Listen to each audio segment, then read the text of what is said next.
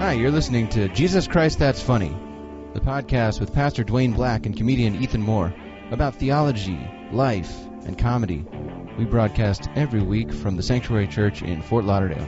And now, it's Jesus Christ That's Funny with Pastor Dwayne and Ethan Moore.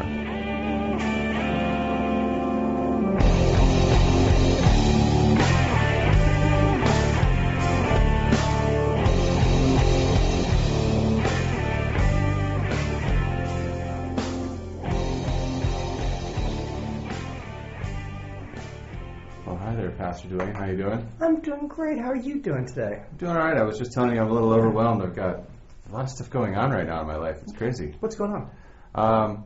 Well, I'm doing 3 different podcasts now. And what are those?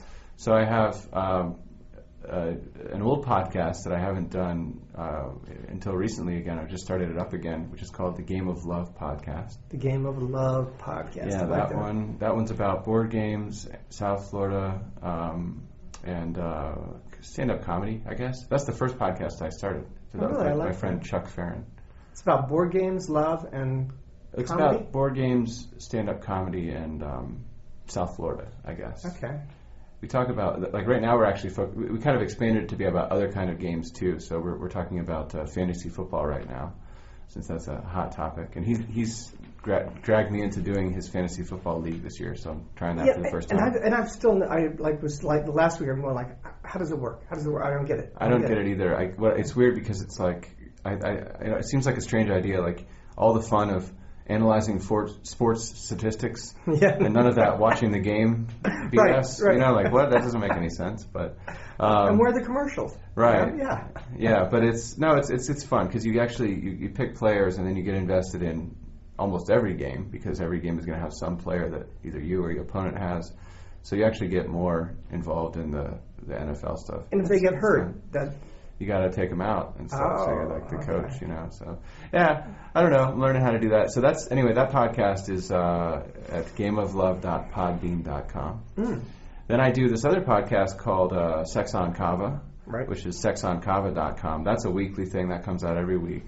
So that's about relationships, sex, love, dating in the age of Tinder, I guess. You know, a lot of the things we talk about here. Yeah. Well, it's related, I guess. Yeah. You know, it's about life, I guess, and that's a really fun podcast. I do that with a guy named Rich Kennedy, who's a very funny guy, a local musician, and he's the owner of the Kava Bar on Oakland Park in Bayview, Awana Kava Lounge, which is where I host a comedy open mic every Monday night. You do stand-up comedy. And I do stand-up comedy. That's the other thing is I did. I've been on stage 7 times this week, and I planned 3 more for tonight, and then 2 more for tomorrow, and then I'm hosting a big show on Saturday night at that Kava Bar. How do you not get worn out? Well, that's the thing. I'm a little overwhelmed right now, but I'm blessed to be able to participate in so many things. That's how I look at it. That is great. That is really terrific. Exciting. So what's the next stand-up comedy that I could go to? You can come out this Saturday night on the 26th, Saturday, September 26th. We're doing a comedy show at the Kava Bar at Awana Kava Lounge, 2762 East Oakland Park Boulevard. And what time? That starts at 8 o'clock. It'll go from about 8 to about 9:30 or 10. It's $10 admission, but you get free kava if you drink kava. I don't know. It's like a tea kind of thing. I've never drunk Fiji.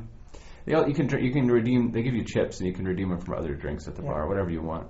And that's going to be a fun show. We've got a bunch of comedians from Miami coming out who don't usually make it this far north. That's cool. Kind of trying to bring something new to the area here. Okay. Well, I'll be there. All right. Come out. Cool. Yeah. And if I guess anyone within the sound of my voice, if we post this in time, come check it out.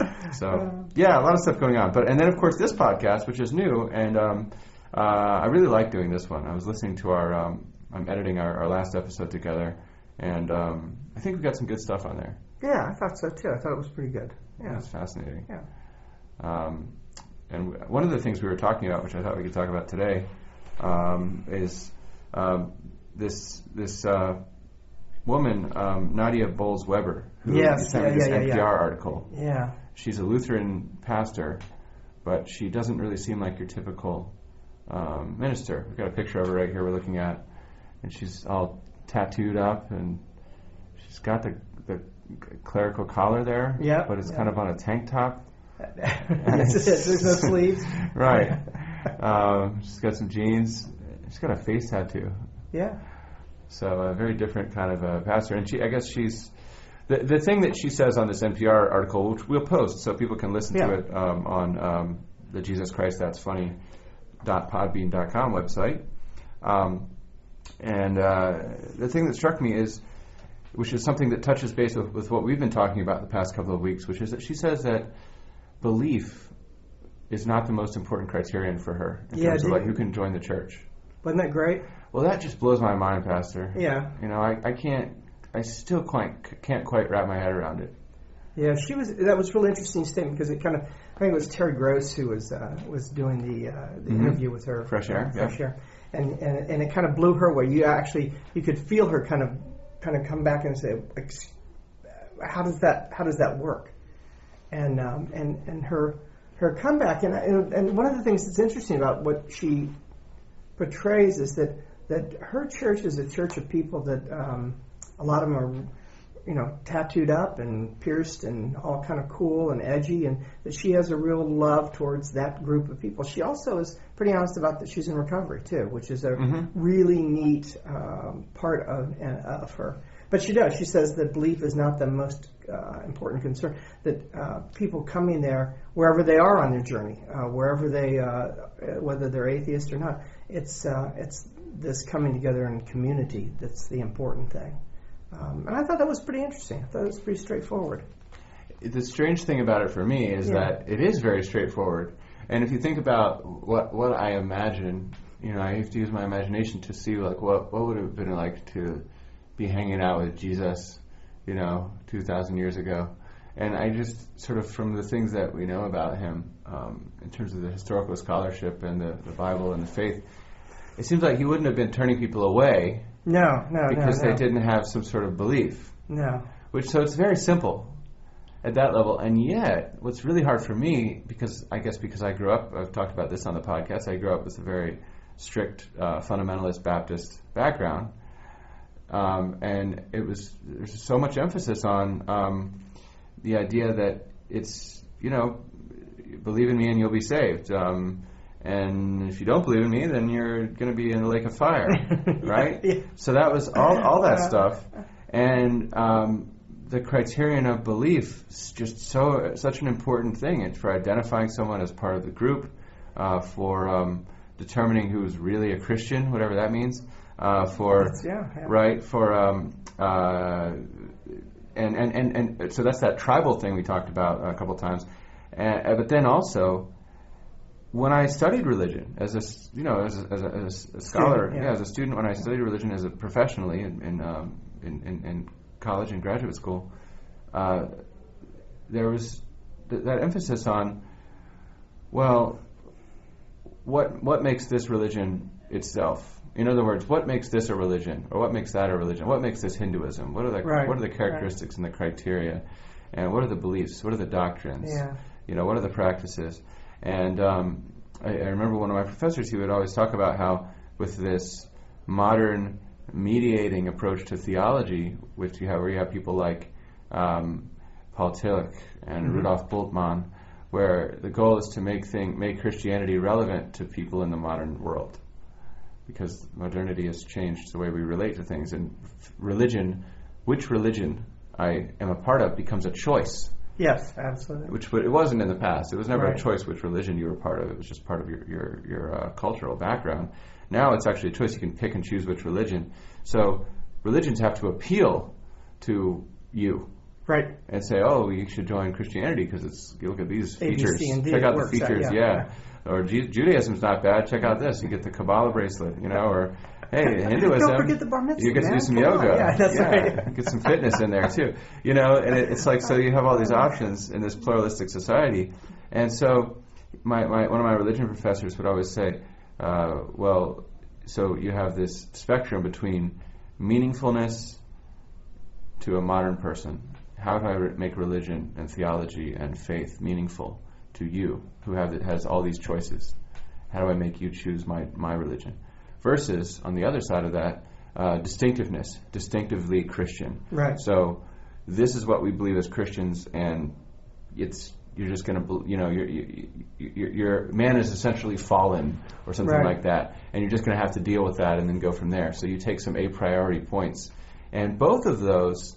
I'm thinking maybe that dichotomy is false, or at least the way that you talk about religion makes me think that it's false, because both of those sort of presuppose the idea that it's either meaningful in the sense that it has to have some connection to my life, it has to offer me some sort of features, that get something out of Right. it, which maybe is the wrong way to think about religion. And then on the other hand, its distinctive Christianness also is maybe not so important, because faith or belief is less of a criterion somehow. And so I don't know. Yeah, I think I don't know. What do you think? No, I think you're right. I think that we do have a tendency to kind of treat it like buying a new car. So what does this car have to offer me? What are the and how much is it going to cost me? But my understanding is that first off, Jesus didn't come to start a religion. He came to develop a way of living that is different. And I think we've trying to wrap our head around that. The simplicity of it becomes very complex, and we try to make up doctrines to fit in to give us direction. And I'm not really sure that's what Jesus was here to do. I think a lot of times that he shows. You read through the New Testament and you read through the idea that, Jesus, the woman at the well, and Jesus is tired, Jesus cries, Jesus, Jesus, the idea of being at the well just kills me, because it's one of those things that, he's traveling, he's in Samaria, which normally you wouldn't be in Samaria because you're Jewish, and Samaritans are like the worst of the worst. And there, he's a rabbi talking to a woman, which is like breaking barriers again. Right. His disciples go into town. Are you telling me that one of his disciples didn't say something like, I don't know about you, but for the Son of God, he's not pulling his weight. He's just sitting there by the well. We're walking in to get lunch. Isn't there something kind of real about some of those things if you kind of walk through them and say, so what is it? Here is the Son of God, supposedly this is how he's being portrayed. And he's tired. And he's hot. That there's something real about that story that you kind of go, this is somebody who couldn't, his teachings, he would take 3 disciples up and teach them, because he can only relate to 3 of them. How often do we spend so much time trying to relate to so many people and spread ourselves so thin that we get so much pressure that I need to call this, I need to do this, I need to do this, I need to... The way he's teaching is a way of no, you can't do everything. Sometimes you say yes, and the yeses make you say no to other things. So Jesus ain't perfect either? Is No. that kind of the... I think he's trying he to gets tired too? Right, he gets tired, but I think he's trying to teach us a different rhythm of life. I think we it's like, I got to get there, I got to get this, I got to make that phone call, I got to get this thing, and we spread ourselves so thin that we don't really... we don't have a goal set of where we're heading and what we're trying to do, what our direction in life is. That's interesting. Well, we get worn out, is that too many podcasts. Right? I know. Are you ministering to me right now? Is that just a fact about modernity? Is it just that we tend to, or maybe being an American, I don't know, is it just that we tend to run all over the place? You know what I mean? Was everybody kind of laid back in those days? Well, I think that there were more times for spiritual and meditation and mysticism, and I think that we've lost that. I know that you meditate, okay? That means you cut some time out of your life to be quiet and silent. I do. And it's really important to me. Yeah. I think that most of the people they're not trained with that. They're like, no more. If you're not answering that email with this email and going back. Right. And there's a point of like, that's not the way this life is meant. And that's why people have high blood pressure. Right. They're like going through and Jesus is saying, wait, I'm teaching you a way to live. It's not about a religion. It's a way to live. That's interesting. So, well, Can we take all the theology out, like Rudolf Bultmann? No, I think that they're just trying to wrap their heads around it. I think that sometimes things are simple, and in the simplicity, they are very deep. Okay. So then it's like, well, what is theology anyway, right? Right. You know what I mean? Like, it's not like we have to have some criterion for that either, you know? Well, I think sometimes, there are some great theologians that you kind of go, okay, that was really terrific. But you have now new theologians that are practical theologists, that are dealing with okay, that sounds great, but what do you do with it at the end of the day? Does it make you go out and change the world? Does it make you go out and take care of people? Because if it's just talk, I don't have time for it. Right. Sort of that mental masturbation thing, which you sort of the ivory tower thing, right? Yeah, absolutely. I definitely encountered some of that studying theology. Yeah. I was like, I'm not sure where this is going. Yeah, at the end of the day, did I go out and feed somebody? Did I take care of somebody? Did I stand up to people being marginalized and being abused? No. What I did is I just came around to the part of this, and I went in a circle and a circle and a circle. But Pastor, how many angels can dance on the head of a pin after all? We need to know. Well, our podcast listeners want to know the answer to that question. No, I think in terms of I like the idea of, this is something that you seem to emphasize over and over as I've started to talk to you more, which is that, the concept of, I guess, Christ as an exemplar, rather than as a theology teacher per se, right. Or, something like that, or someone who with a particular doctrine. So that's kind of that same idea of he's taking it easy, or he's trying to show you, I guess what you would say about, my off-the-cuff remark there about, so Jesus isn't perfect, is, well, Jesus is showing us, he knows that we aren't perfect, and so he's trying to show us different ways to live, and saying that you don't have to do everything all the time. Right. Sometimes you can be the best use to other people by just ministering to 3 people or one person or something like that, right? How many people can you personally have really intimate relationships? I mean, honest, open, here's my heart and my soul relationships with? Are we talking about the ladies here? Okay. Well, they could be ladies. Right. No, it's difficult, right? It can't be thousands upon thousands of people probably in a lifetime. Yeah, I mean, on Facebook you can have 900 people that you've got, friends and so forth like that. Right. But when something goes wrong in your life, there's 3 people that come over to your house to help you out. Right. And those are the 3 people that are like, I'm there, man. I think that those are the personal relationships. I think that Jesus was trying to say, look, you can't have multiple billions of relationships. There's going to be 3 or 4 that are really important, and then there's going to be 12 that are kind of outside that circle, and then there's going to be 100 or so outside that circle. Right. But there's 3 that you could count on. Is there only 3? Well, I don't know. It could be more. I do 2 or 3. That's 2 or about 3. me, yeah. I don't know. I guess I have a smaller group who's really in the core there. That really know your heart. Right. Really know your stuff. No, it's true. It's true. So what do you think of the Pope? Well, I like the Pope. This is a good time for popes, I think. Yes. I don't know. I mean, I wasn't so big on Ratzinger, the last guy, Benedict, but yeah. I like this guy, Pope Francis, and a couple of things I like about him are he seems to be emphasizing some of the things that I have the hope that things like that a religion like Christianity is supposed to help us as human beings to learn. Like, for example, his talks about climate change. Yes.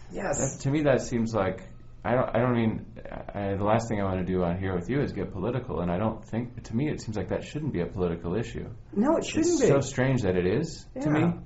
God is green, you know that. I think God would be green, right? I don't know much about God, but it seems like if you understand God to be creator, then it should be very simple that you want to respect His creation. Right. It seems like a very basic principle that any person of faith should be able to get on board with.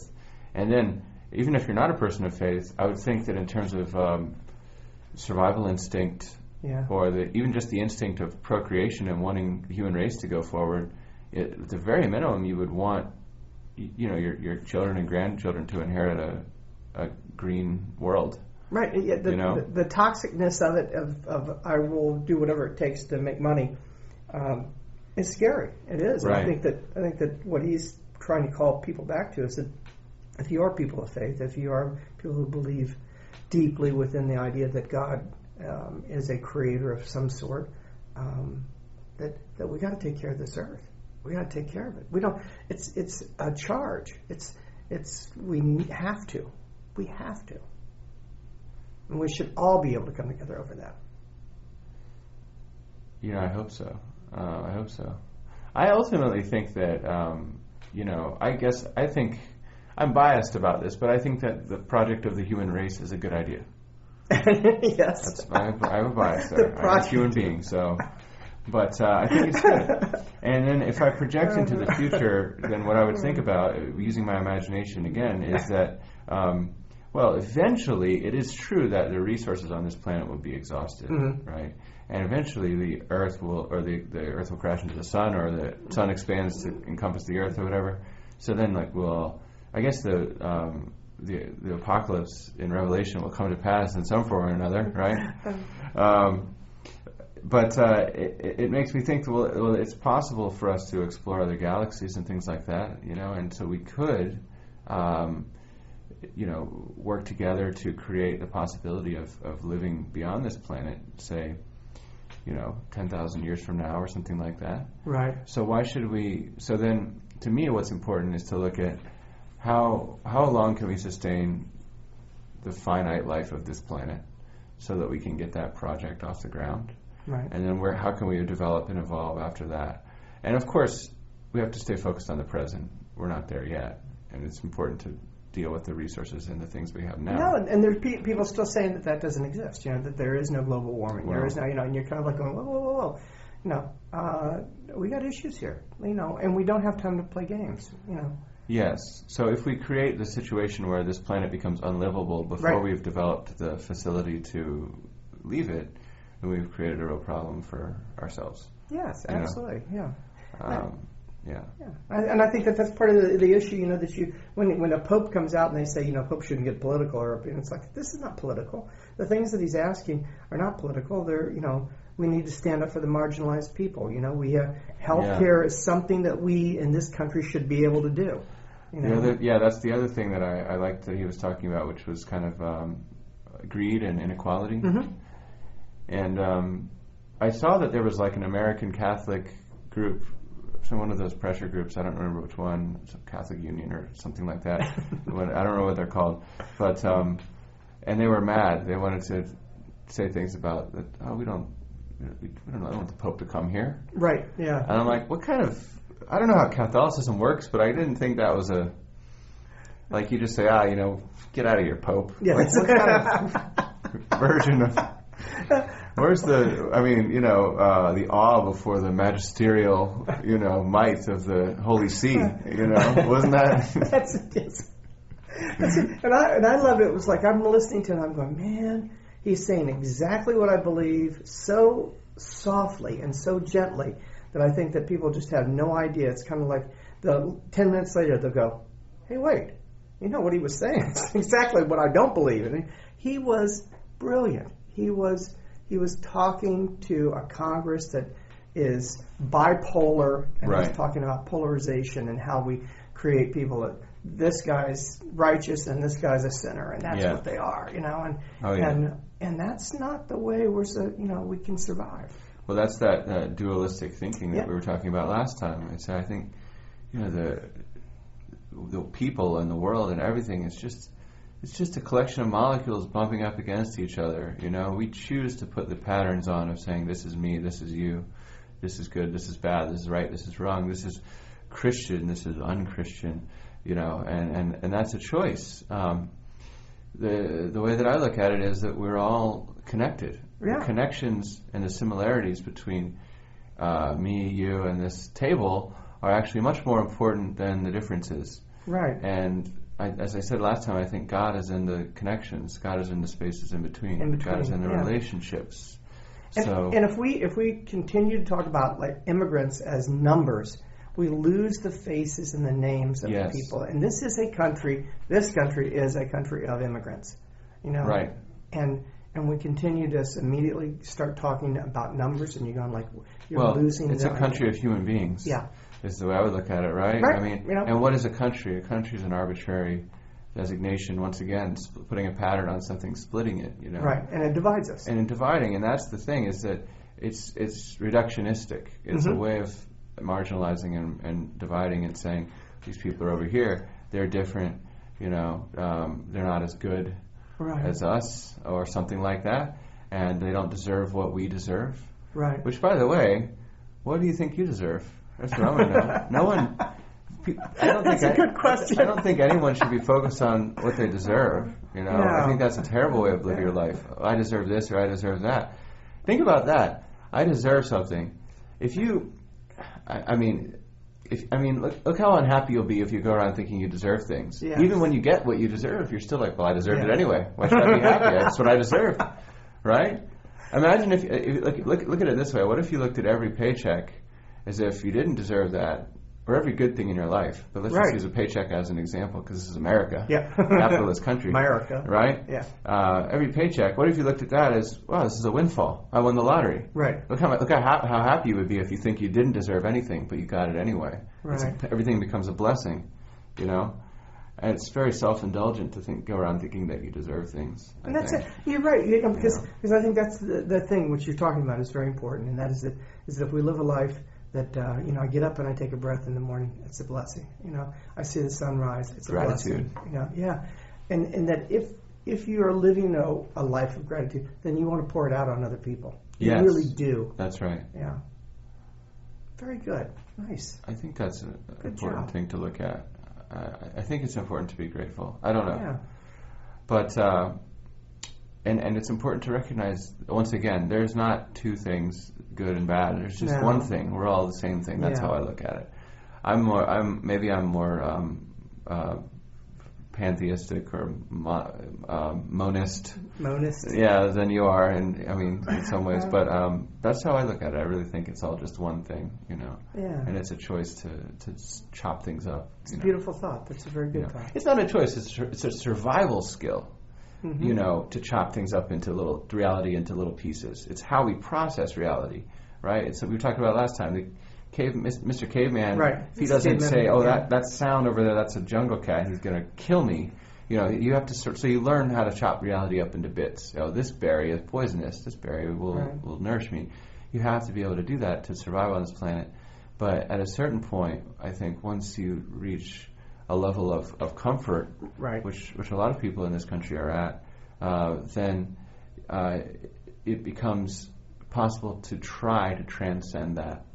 Well, try to move beyond that chopping reality up into little bits. Transcending, this berry is bad for me. Therefore, all berries are bad for me.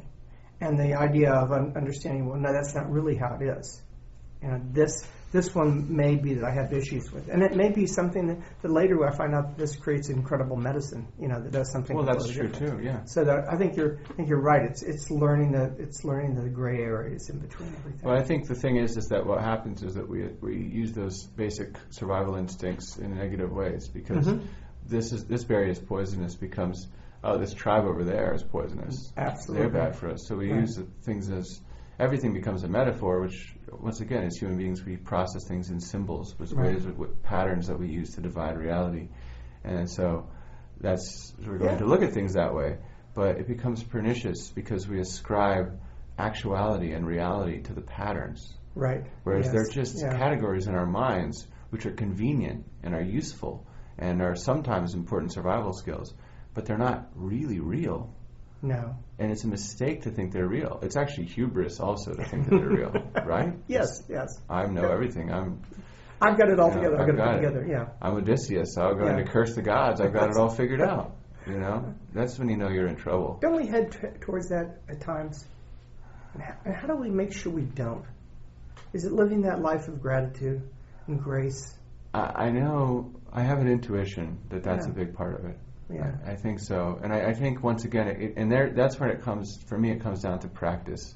So things like meditation, things like practicing gratitude, trying to be of service to other people. I find that when I do those things, then that I use those categories in negative ways less and less. Yeah. You know, I focus on being self-indulgent and selfish less when I practice those positive things. Right. So I don't, and that's the other thing is we're talking very intellectually, and this is what you need to do or whatever. Yeah, but to me, the intellectual side is maybe 1% of it, and practice is 99% of it. You know, it's really about focusing. It's about practicing good habits and doing good patterns and being of service, and you do that enough, and this other stuff sort of starts to fall into place. It does, because I know if I'm left to myself, my heart will get cold. I know it. Yeah. You know. And if I don't every day live a life of gratitude, it changes everything. It changes the way I talk to people. It changes the way I drive. It changes the way you treat the person at the checkout counter. Right. If you live a life of gratitude, you start to, when you meditate and you breathe, you go, that breath is cleansing. It's good. Right. And I'm here in the present right now. Yeah. Right? And I guess, back to the relationships and how I think the relationships are God, and that's the connection. Yeah. That connection is so important. And to me, the goal, if I can have a goal in life, I don't know, but a goal on a daily basis would be to ask what I can put into a relationship rather than what I can get out of it. What can I bring? How can I help? How can I be of service to this other person in my life? Whatever their relationship is to me. If you can look, and I don't do it very well most of the time. But I was going to tell you don't. I know I'm you terrible at it, right? I know. I was late today. I know, it's just, it's bad. But if you can do that, I think then you're not going to be disappointed by your relationships. You're going to really feel the blessing in all of them, and you're going to be happier. Yeah. So those are important things for me. Okay, we're running late on time here, but that's been interesting stuff. Man. Very great. Yeah. I really love to hear you talk. I think you got some really great things that come out. You're very wise. You're very bright. Can you give me that $5 you owe me? Right. Okay. No, I thought, well, Pastor, you're the wise guy over here, and you're the bright guy. Wallet out. Right? Yeah. No, thank you, and I'm always happy to talk to you, it's so great. Pastor Dwayne. Thank you. And how about we tell people how they can contact us? They can. That sounds like a great idea. They can contact us by way of internet, and that is. They can email us. Right. At JesusChristThat'sFunny@gmail.com. So if you have a question... What was that again? I'm sorry. JesusChristThat'sFunny@gmail.com. That's all one string, no punctuation, just JesusChristThat'sFunny@gmail.com. And I've had no one tell me that's sacrilegious. All right, that's good. Yeah, they've all thought that was really funny. Or bad. Yeah. We want controversy. We want to get some hits, right? And you can listen to the podcast at JesusChristThat'sFunny.podbean.com. And it will also be available on iTunes very soon. What about the Sanctuary Church's website? They can jump on our website. It's called sanctuarychurchftl.org, and they can reach us through there. And my email's there too, and you can just jump on. It's Dwayne, sanctuarychurchftl.org. All right, so check out the Sanctuary Church. Cool. Email us, contact us, listen to us. We appreciate it, and we'll see you next time on Jesus Christ That's Funny. Nice seeing you. Have a good one. God bless. God bless you.